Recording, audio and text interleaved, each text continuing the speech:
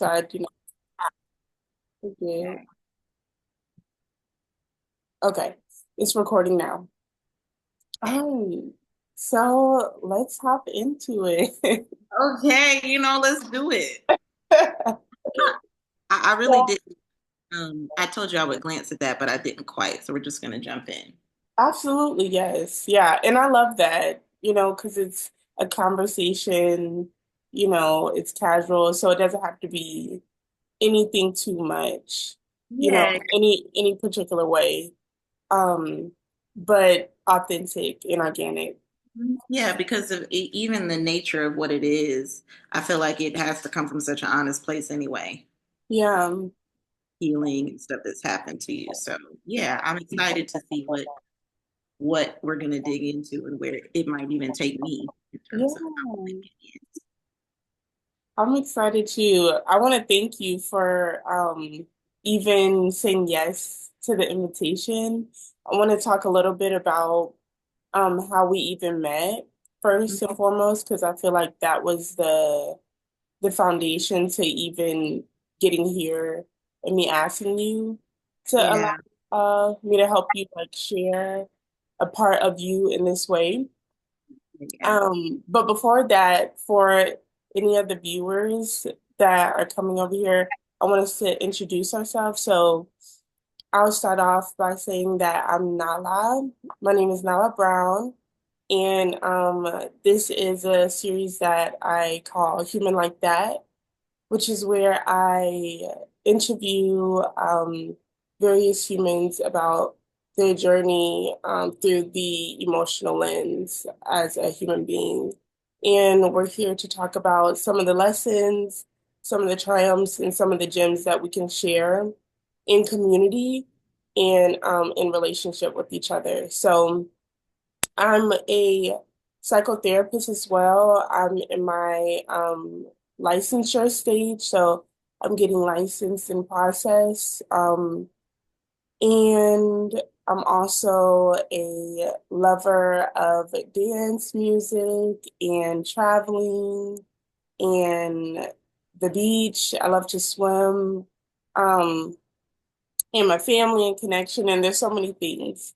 Um, but yeah, so Ari, I want you to introduce yourself. And one of the ways that I would like you to think about introducing yourself is with this prompt, which is what is it like to be you?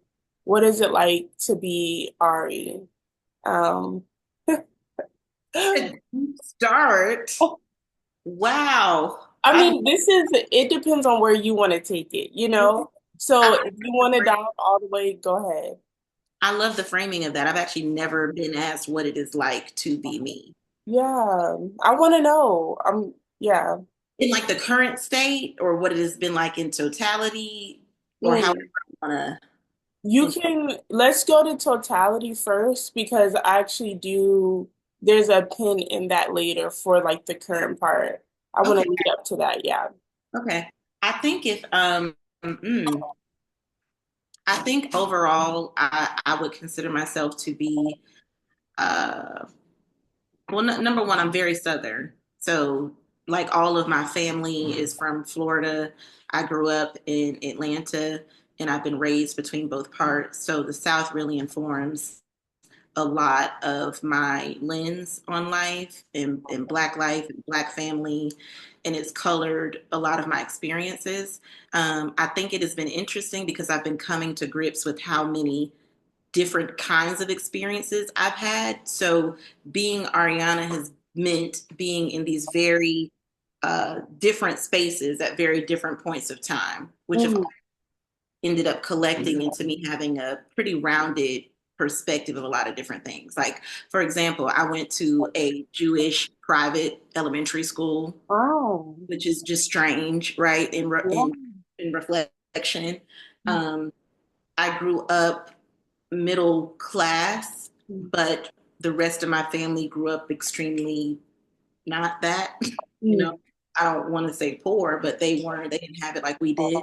Mhm. Um, I did, I've done like performing arts type of, like I would go to regular school, then go to something else after. So there just been so many different things I think that have informed me. I think if I had a word for it, being me feels like being on a roller coaster. Mm. It's just kind of, it's unpredictable. It's kind of all over the place, and it requires you to be okay with the journey. Mm. I've had to be okay with not knowing where the roller coaster actually stops, at what point it loops, at what point it goes up, what point it goes down. I think that's for most people, but I think some rides are smoother than others. I actually had a friend who told me that my life is like a wooden 60s roller coaster. Oh, what is it called? A wooden, when they used to make Oh, coasters wooden. yeah, yeah, yeah.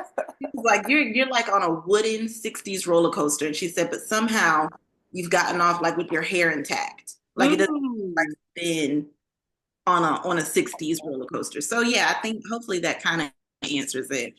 But it's Absolutely. fun. It's fun. It's interesting. It feels magical. It feels very yeah, I just to be me is to be very aware that there is something larger sort of ordering the steps. Mm. Yeah. I love that. I love that. That was, yeah, that was everything. I think you did a great job Okay, I at hope that's a getting. tough question. That's a very tough question. Okay. I'm gonna in a good way, in Yeah.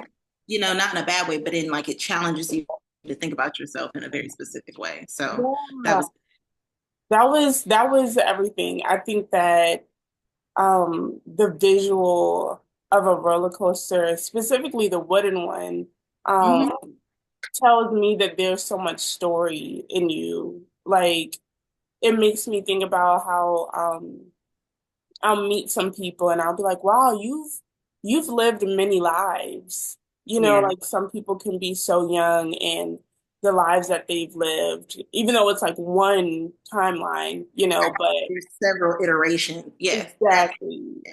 Exactly. So, and then, what you said at the end though, knowing that there's something larger, something bigger, something beyond ordering the steps. That's beautiful. That was I connected that point to your development in the journey. Like for Yeah, you to even like have that kind of awareness and yeah. identify that, like that is just like a little inside look into the development of your journey. So I love Thing that. my awareness of that has come much later. I think in the beginning when all the pieces are sort of being thrown at you. You don't know what it's creating yet. You don't know where they're being dropped from. It's just like, okay, let me grab this, let me grab this, let me grab that. And what time does is it gives you some breathing space between the things that have happened and your opportunity to reflect on them. And so when I've gone back and looked at the current mosaic as it stands, I'm like, this is nobody but something else. When I look at it all put together, and I actually learned of a very interesting concept this week, actually, which is really beautiful to be able to talk about. Mm. um, it's a Japanese practice of taking broken pottery and remending it with gold or silver. And so the actual concept is putting something broken back together with gold and creating something really beautiful. And in 2023, I coined my life as like the golden era, that I was entering Mm. a golden time of life. And so that is kind of my life theme. And so when I think about who I am, I think I'm like a Japanese piece of pottery put together back with gold. Girl, that's beautiful. That's beautiful. First of all, can we make that into a segue of you showing your nails? I would like to see them again. Yes, we could do a nail cam. Okay. Wait, Yes, hold on. please. Rings, but okay, we're just gonna. Look at the art. Yeah. Well, what's fascinating about these, it's also in conjunction with what we're talking about. There are angels in the middle of them. And go ahead. Yeah, share that. Yeah. So yeah, and gold again, gold. Anytime I get my nails done, I always have gold because gold is part of that Mm. theme. And my nail tech, I let her do whatever. She was like, "We're gonna do angels in gold and blue today." And I said, "Okay, cool." It's so beautiful. It's literally art on the fingers. Yeah, I was like, that's the perfect segue. Thank you. Thank You're you. welcome. Okay, so let's talk a little bit about how we met. So, um, that was what was that back in We're probably a month what was out from what then. was last month? Yeah, sometime last month. Wow. Yeah. January did feel a little long though. So maybe that's why I'm like, what the heck? Things have been Um, long and short. at the same It's time. been very weird. Right. At the Yeah, same time. yeah, yeah, So, yeah. one of a mutual friend of ours, Charity, invited me to it was an art gallery in conversation, spotlighting, highlighting an artist of the local Atlanta community. And Ari was the host. She was the host. And as I said, she's also the sister friend of Charity. Um, and so, yeah, I knew that we were going to meet eventually because We of. talked about you, and she's brought you up to me like, "Oh, you got to meet Nala. You got to meet Nala." And so I knew that it would come, but I didn't expect to see you that night. Yeah, Um, I remember I you don't even think saying I had that. a vision for what it looked like. I don't think I knew it was you until you said Uh-huh. something, and I was like, "Oh yeah, your charity's friend." Yep, yep, Yeah. exactly. And you did an amazing job hosting that night. I felt like it felt so familiar, the space. Like I felt like in the best ways possible, I felt like I was on the HBCU campus at one of the thousands of events that, they would hold for us throughout the time Yeah, period. Like it felt like that. And just so beautiful. So Um, yeah, we got to talking, we sat on that couch, honey. We got comfortable. yeah, Even though comfortable it was cleaning up and trying to, get us to go, but we started chatting and um I told you about Human Like That, my vision, my mission, just like this passion project of mine. Yeah, And one of the things that stood out to me, which is why I was like, I would love to, you know, take this conversation over there in that space, is you speaking about what it means to be an authority figure in your life, specifically in the realms of healing. yeah, Um, which is, I feel like that package that is so layered. yeah. Um, It is. yeah, right. And Oh, yeah, yes, and that's why I was like, yeah, I want to hear more. I want to further this, and I feel like Human Like That is a great platform to do that. So just from that opener alone, I was like, yeah, we're gonna do this. So hopefully, she's down and now we're here. Um, so I would love to hear from you if you could speak to that that you shared back then. I want to know, what does that mean for you? And also, like how did you come to that kind of awareness, that kind of being in your own life? yeah. Well, first of all, I don't know why my eyes were so bad. I,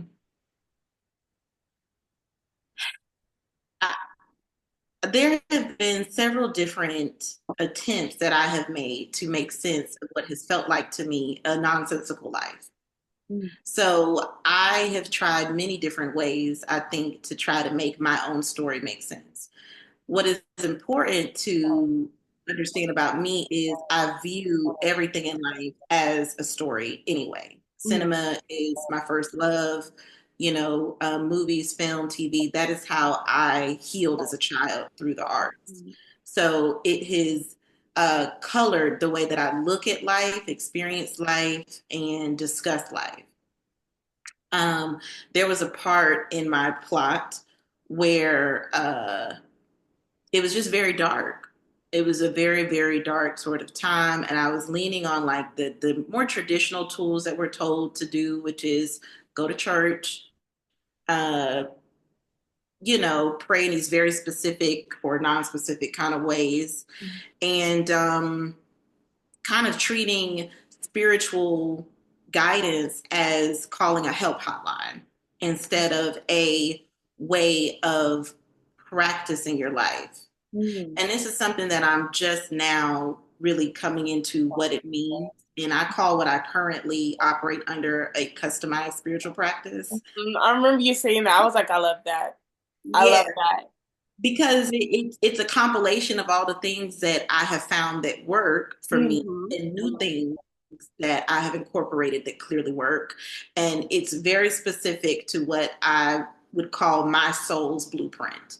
I Gotcha. don't know if it would work for anyone else, but around 2016, I started learning the concept of being the author of your own story.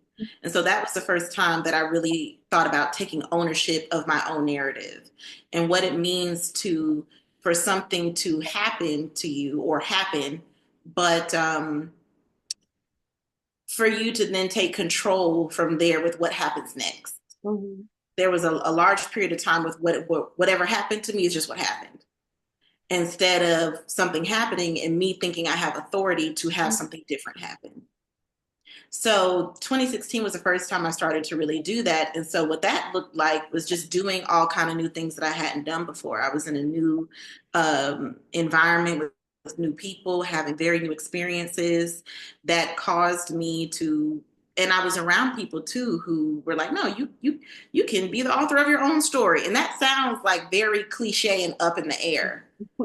But when I really started to settle into myself as the co-creator of my life, because like I said, I do think that there's something higher than me that is, you know, orchestrating things and making sure I'm good, and there's ancestral protection, and there's all of these things. So I'm a co-creator alongside universe, God, ancestors.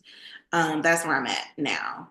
But so that was the first layer of me kind of understanding that. The second thing that I did came around 2022, when my way of seeking that out came by saying yes to anything I wanted to do. That felt good and felt right. Not to anything that could harm me, but those are my first lessons in really trusting my own intuition and going with what felt right and developing a real self voice that I could come to, because I had had a practice of kind of looking outward for what to do. And 2022 was the first time I started to hone, okay, well, what's going on inside of you? Okay. And so I said yes to damn near everything. I said yes to a lot of things. And I had really incredible experiences that helped to awaken the fact that, oh, someone is doing something up there for me. Because the way stuff started to go, once I started to believe in myself more, I was like, oh, something magical Mm-hmm. is occurring.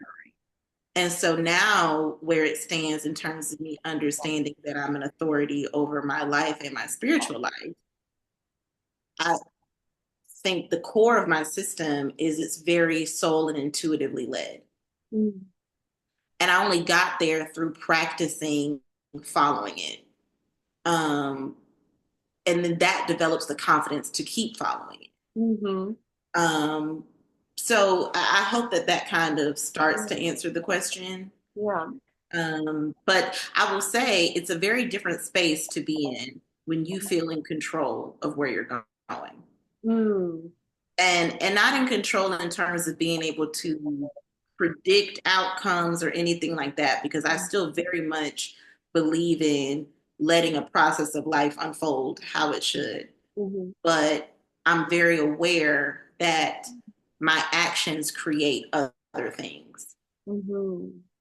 And I have to be very intentional with the way that I act, with the way that I live, with the way that I treat people, with the way that I treat myself, because all of those things are constantly alchemizing into one thing or another.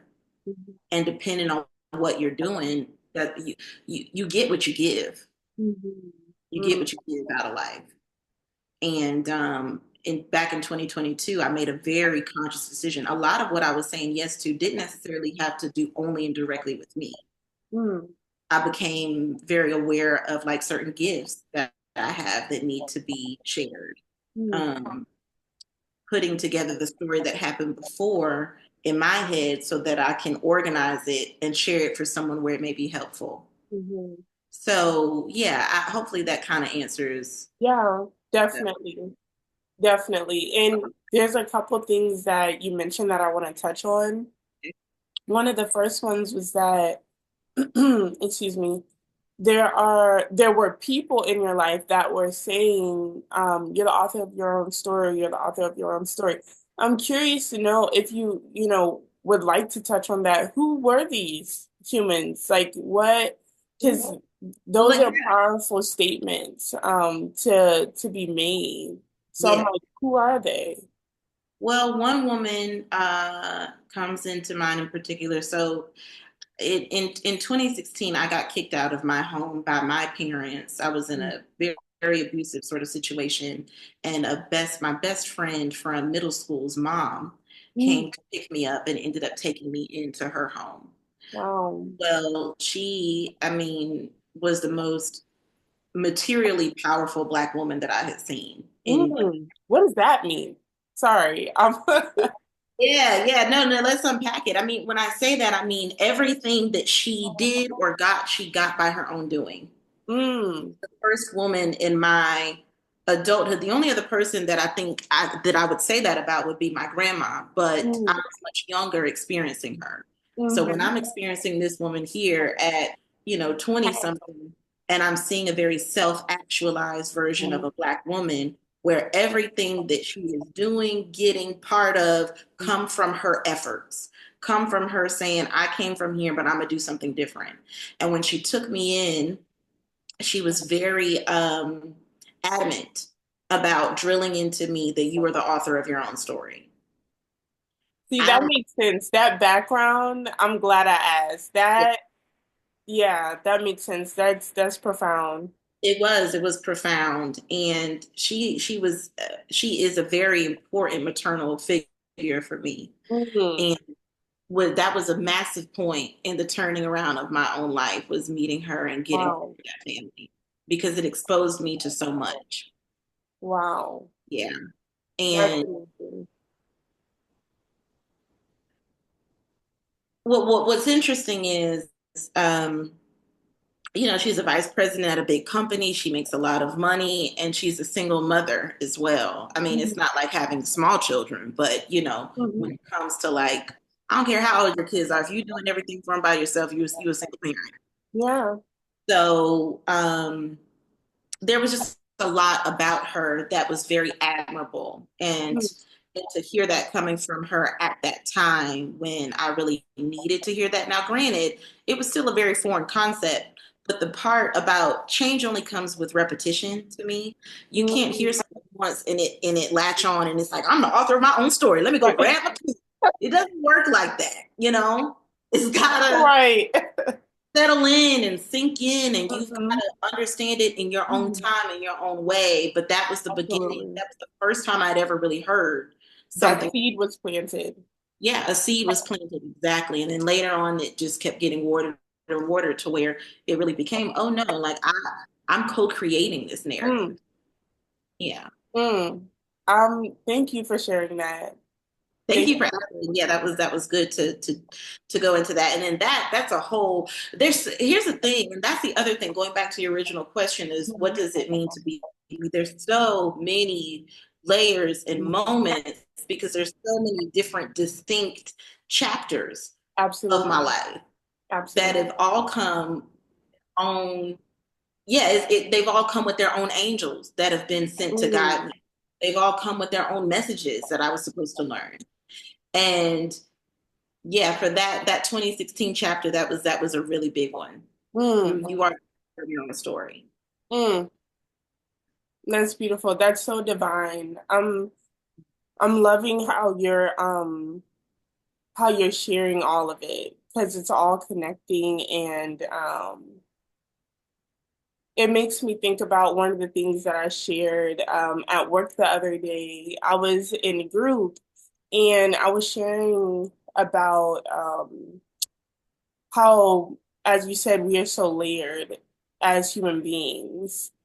And it made me think of the visual of, a house and how for some houses there are many floors, there are many levels to a house. And I was like, we're all we're basically all living in mansions, and the person that I was talking with, they were like, yeah, and they all look differently. All of our houses, on the outside, on the inside, yeah, they all look differently. And that's what excites me and fascinates me and keeps me hooked the most as being a human on this journey is like knowing the complexity that we come with. So for myself and then for others, like that's what keeps me a fan of humanity, to know that there's so much more that, That's yes, there's so much more that meets the eye, it goes beyond that.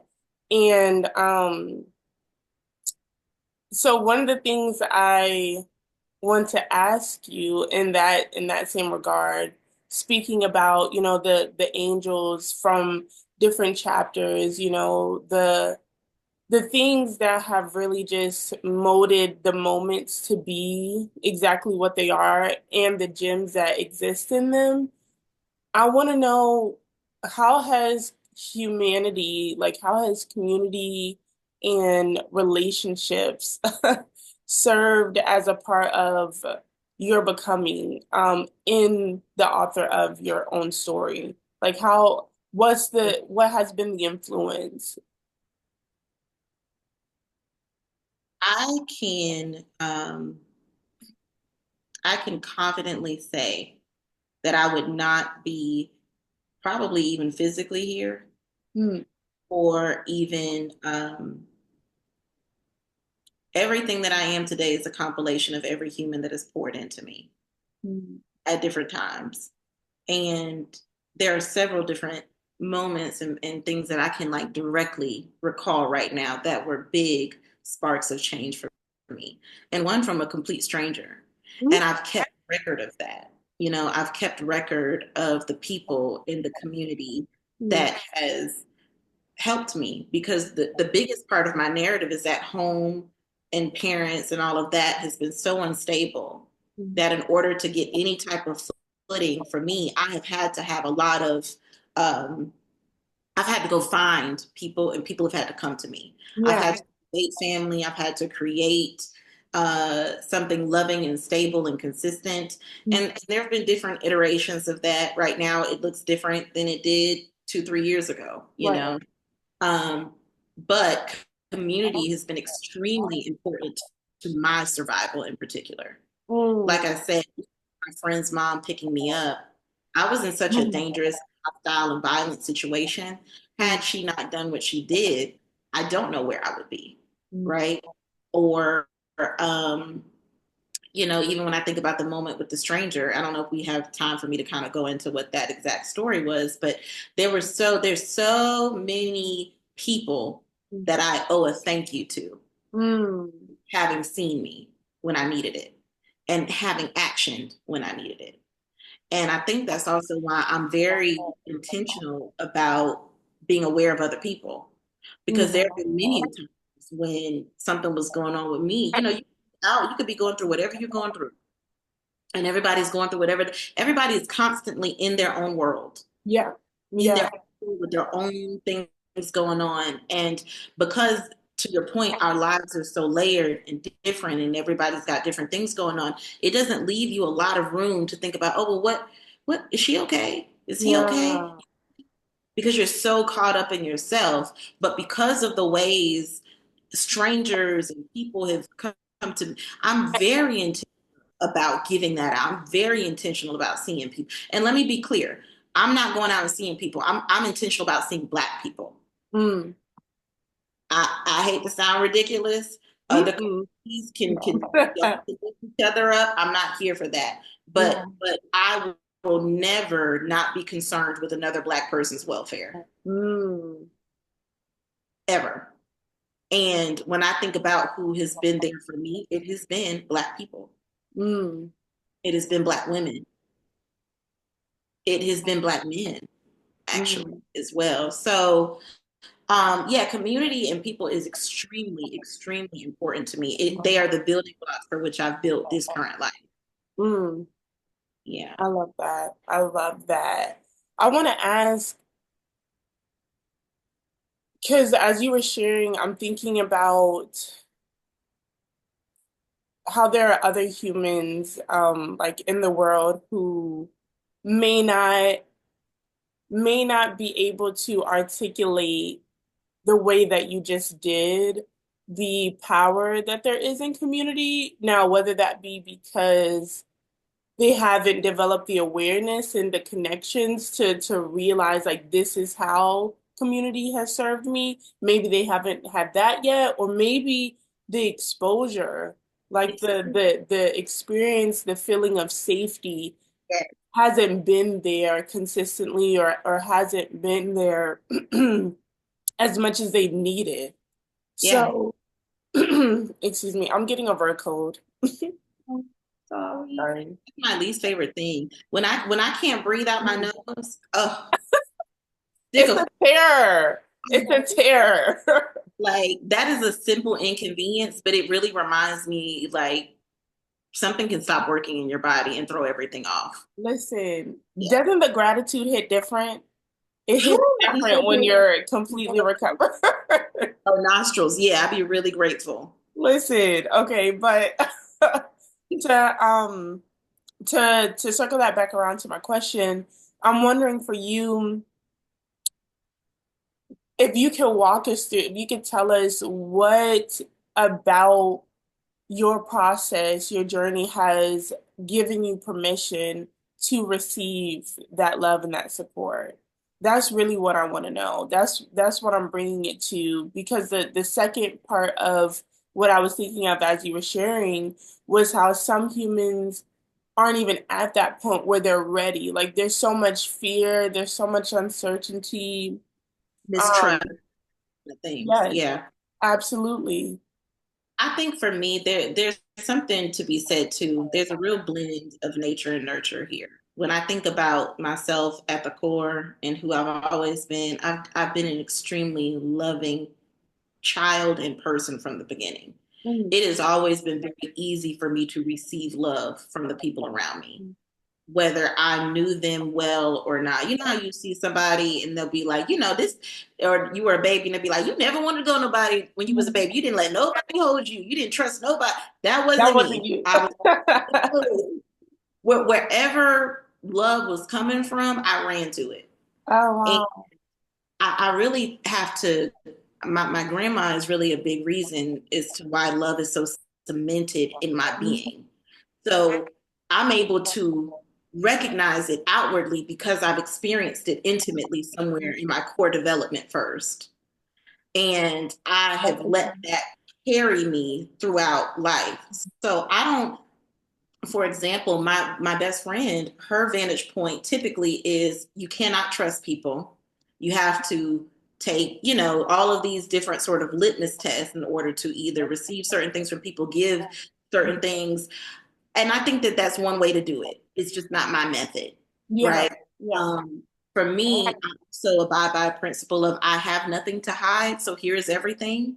Mm, Especially when I feel safe to mm, disclose. mm, I don't guard uh, I don't guard my information in that way mhm, because I've seen how useful it is to share because people have done it to me and for me. mm. Um, yeah, a big part of it, I think, just has to be with where you personally are with your relationship to love. That makes sense. Yeah. And then after that, being to your point about being scared, not being fearful to get it when somebody's trying to give it to you. Mm, And I think because I also have a background where I was seeking love in these very big ways from people that were supposed to be giving it to me, and it was a challenge or impossible to get it, that also makes me more susceptible to it when it comes because there was a hole. mm. There was a hole. And a lot of us have holes, especially as Black people. Yeah. And so it is very important to be conscious about letting something come in to fill the gap, which is Mm, another lesson that the woman taught me from 2016, which is God doesn't leave open gaps, he fills them. mm, And so you got to be open to what it's getting filled with. mm. And if you're not, you're going to stay empty. Mm, And so part of allowing yourself to be open to community, you have to ask yourself the question, do I want to be full or do I want to be empty? mm, Do I want to live or do I want to die? It just becomes very like yes yes, or no, right? yeah, Some stuff is really like this or that, here or there, yes or right. no, and it Mm, has to get kind of granular in that way. What do I yeah. want out of this life? Do I want to have a life full of love? Because if so, you're gonna have to let people in. Mm, You're gonna have to get acquainted with. You're gonna have to find a community, and that's the other thing too. Not mm, being ashamed to seek what you need. mm, Not being ashamed to, absolutely. and that goes to like a new current policy of mine, which is radical honesty. I'm honest Mm, in my life about what my wants, what my needs are, and what my expectations are. mm, And that has come through practice as well. It wasn't always like that, but mm. I'm very clear that I mean, why would you even want to do it alone? Life is so hard. Life is so hard, bro. Like I just don't understand. Yes. Like you cannot do it alone. Yeah. So yeah, I think you have to investigate. I would investigate your personal relationship to love, where it stands in the current, Mm, and where your gaps are, and how intentional you've been about filling them. mm. Yeah. That was beautiful. Okay. That piece at the end just it brought up for me, it brought up this assurance that it really is about fighting for your life. And Yes. maybe the word fighting isn't, something everyone will resonate with, but Yeah. it is this choosing, it is this like To I'm fight. I'm grasping. Yeah, like I have to, and I just love how you really push that point home that this is about choosing life. This is affirmative Yeah. care for yourself when you are allowing yourself to be filled. Yeah. Um, yeah, and it really is black or white. Like not many things in this life is, Yes. but that Part is that part choosing this life, definitely live or is. die. There's no in between on that. Yeah.